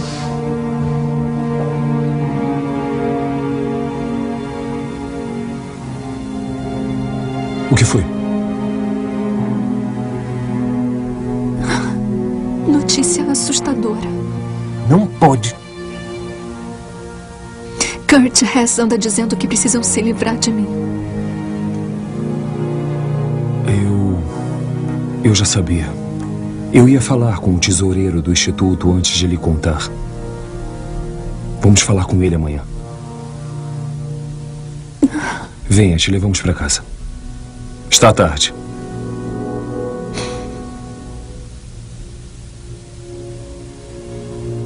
Nós cuidamos de tudo. A pressão sofrida por Meitner era insuportável. Hahn, que era conhecido por sua posição antinazista, fez o melhor para protegê-la, pelo menos de início. Precisamos conversar sobre isso. Agora não, estou ocupado. Temos que protegê-la. Como? O que podemos fazer? A situação está como está. Quem sabe o que pode acontecer depois? Ela não pode ficar, não é possível. Mas ela não tem visto nem passaporte válido. E logo pode ser proibida de sair da Alemanha. Não podemos abrigar uma judia. Se ela ficar, o regime fecha nossas portas.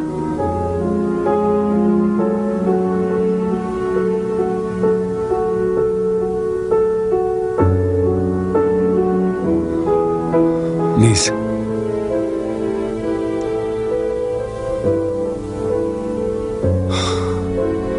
Roline exigiu que você saia. Você não pode expulsá-la. Roline disse que você não deve mais voltar ao instituto. Tenho que fazer a irradiação do tório amanhã. Eu preciso entrar. Mas você desistiu.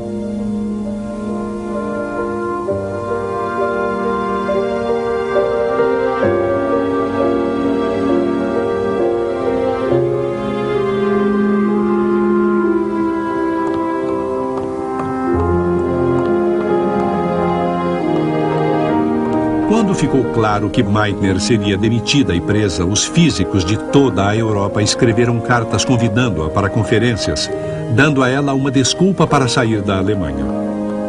Os nazistas se recusaram a deixá-la partir. Em julho de 1938, um colega holandês viajou para Berlim e levou Lise com ele ilegalmente de trem para a Holanda. A viagem foi tão assustadora que, em determinado ponto, ela implorou para voltar. Apesar do grande perigo, ela conseguiu passar.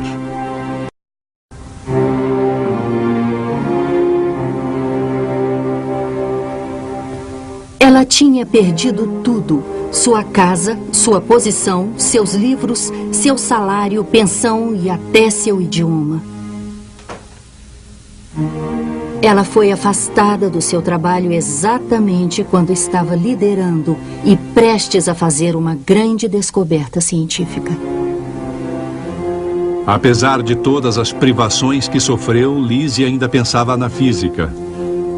Surpreendentemente, ela e Hahn conseguiram colaborar através de cartas. Espero, meu caro Otto, depois de 30 anos de trabalho juntos e de amizade no instituto, que pelo menos reste uma possibilidade de você me dizer tudo o que puder sobre o que está acontecendo aí.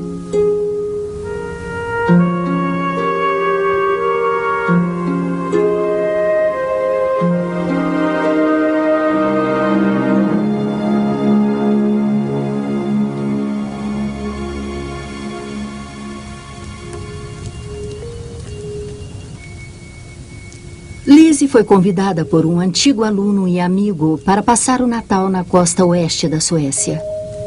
Seu sobrinho, Otto Robert Frisch, que também era físico, foi ao seu encontro lá. Tia. Tia. Tia. Ô tia, como vai, querida? Feliz Natal, tia. Quero a sua ajuda. Venha, vamos sair. Mas eu esperava que você me ajudasse.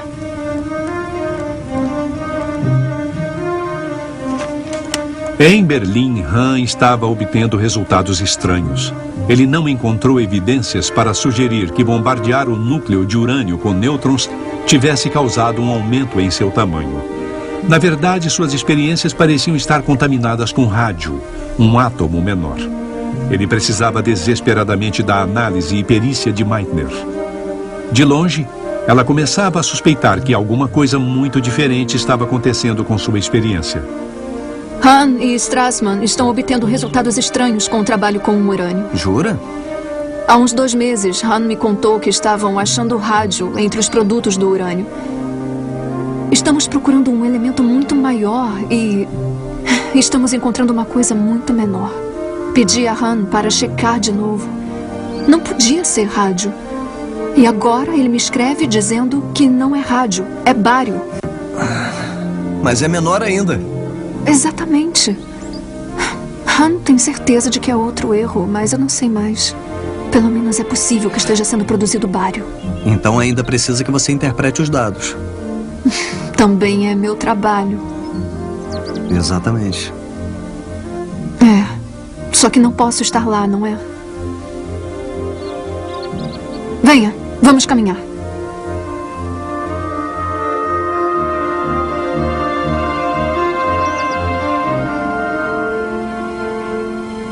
Com certeza ele cometeu um erro, né? Ele não fez o que você disse.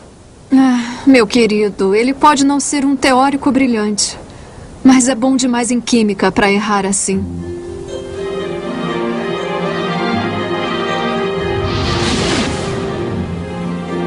Se você imaginar uma gota d'água, uma grande gota, é instável, está pronta para se romper. Acontece que um núcleo grande como o do urânio é exatamente assim. Durante 4 anos, Meitner e Han e todos os outros físicos achavam que se você colocasse mais nêutrons nesse núcleo, ele ficaria maior e mais pesado. Mas, de repente, Meitner e Frisch, na neve, no meio do dia, perceberam que esse núcleo pode ficar tão grande que se divide em 2.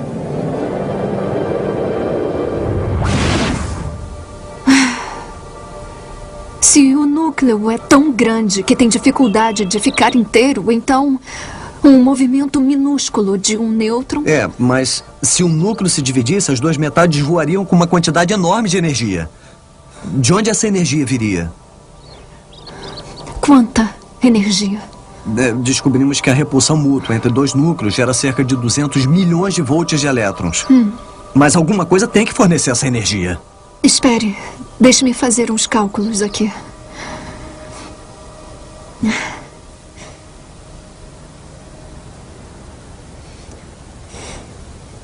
Os 2 núcleos são mais leves do que o núcleo original do urânio por cerca de 1/5 de um próton de massa. O quê? Então perdeu-se alguma massa? É igual a mc² de Einstein. Se nós multiplicarmos a massa perdida pela velocidade da luz ao quadrado,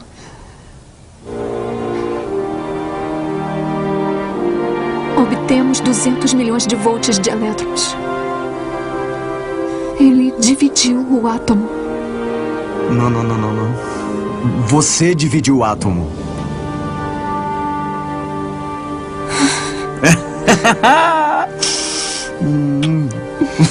Era uma descoberta incrível. É claro que no laboratório estamos falando de minúsculas quantidades de urânio e correspondentes minúsculas quantidades de energia. Mas a questão é que a quantidade de energia liberada era relativamente grande e vinha da massa do próprio urânio. A energia liberada era totalmente consistente com a equação de Einstein. É igual a mc². Meitner e Frisch publicaram a descoberta do que chamaram de fissão nuclear. Mas a traição os esperava. Otto Hahn estava sendo pressionado pelo regime nazista para tirar sua colega judia da história. Só ele recebeu o Prêmio Nobel de 1944 pela descoberta. No seu discurso, ele mal mencionou o papel fundamental de Liz. Estranhamente, mesmo depois da guerra, Hahn continuou a afirmar que foi ele, e não Meitner, que descobriu a fissão nuclear. Agora eu quero escrever uma coisa pessoal que me incomoda e que eu lhe peço que leia tendo em mente mais de 40 anos de amizade e com o desejo de me compreender. Agora referem-se a mim como colaboradora de longa data de Hahn. Como você se sentiria se só fosse caracterizado como meu colaborador de longa data? Depois dos últimos 15 anos, os quais eu não desejaria a nenhum bom amigo, será que meu passado científico também vai ser tirado de mim? É justo? E por que isso está acontecendo?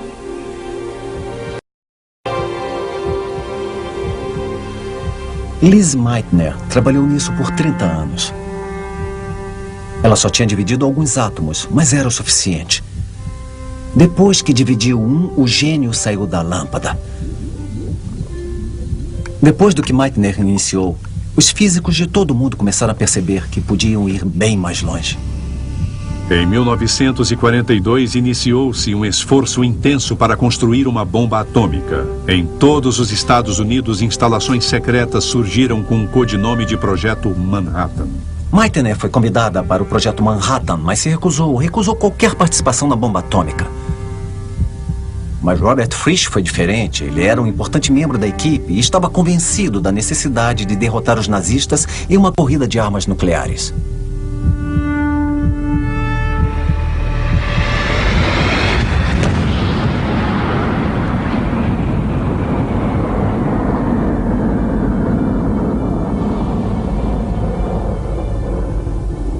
A bomba nuclear nunca foi usada na Alemanha, mas bombas atômicas caíram em Hiroshima e Nagasaki, demonstrando o terrível poder destrutivo de E igual a mc ao quadrado.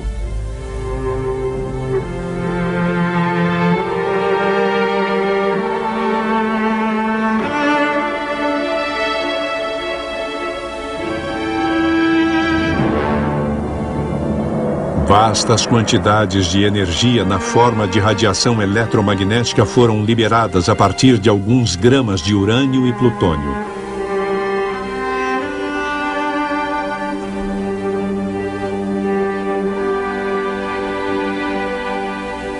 Enquanto a pura investigação dos cientistas mais bem capacitados do mundo ironicamente trouxe uma arma de destruição em massa para a humanidade, a vida da equação tinha uma história paralela de criação e beleza.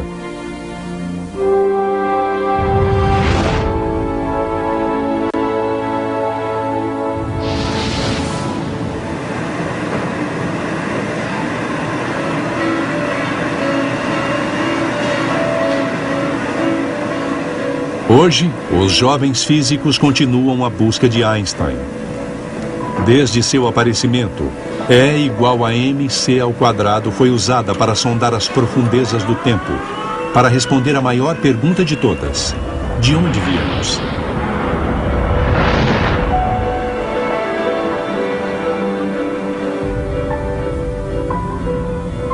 Em aceleradores de partículas, os pesquisadores propulsionam partículas atômicas na velocidade da luz e as fazem se chocar, criando condições iguais à do Big Bang. E igual a mc ao quadrado nos diz como o próprio Big Bang aconteceu. Nos primeiros momentos da criação, o universo era uma erupção de energia imensamente densa e concentrada. Ao se dividir e expandir, quantidades enormes de energia, ou E, foram convertidas em massa, ou M. Pura energia tornou-se matéria, transformou-se em partículas e átomos e acabou formando as primeiras estrelas.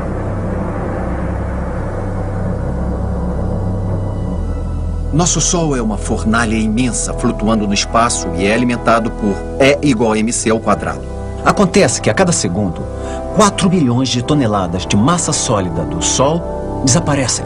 transformam-se em energia. Não só um pouquinho, o suficiente para iluminar todo o nosso sistema solar, para fazer o sistema solar brilhar com calor e luz. E segundo E igual a mc ao quadrado, não só as estrelas emitem energia. Todo o processo realmente cria a própria vida. No fim, uma estrela gigantesca morre. Os resquícios flutuam, se reagrupam, são puxados para órbitas de outra estrela e se tornam um planeta.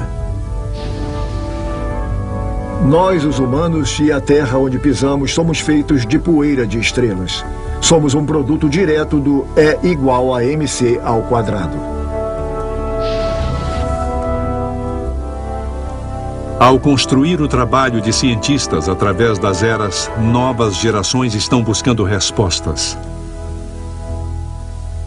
Ao usar instrumentos novos e ousados que quase alcançam a velocidade da luz, agora eles podem fazer perguntas que seus antecessores jamais teriam imaginado.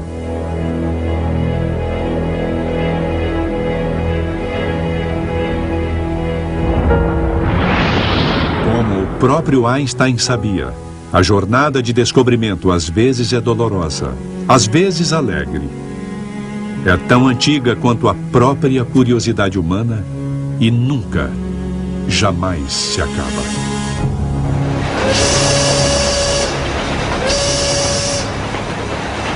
Versão brasileira, Audionews.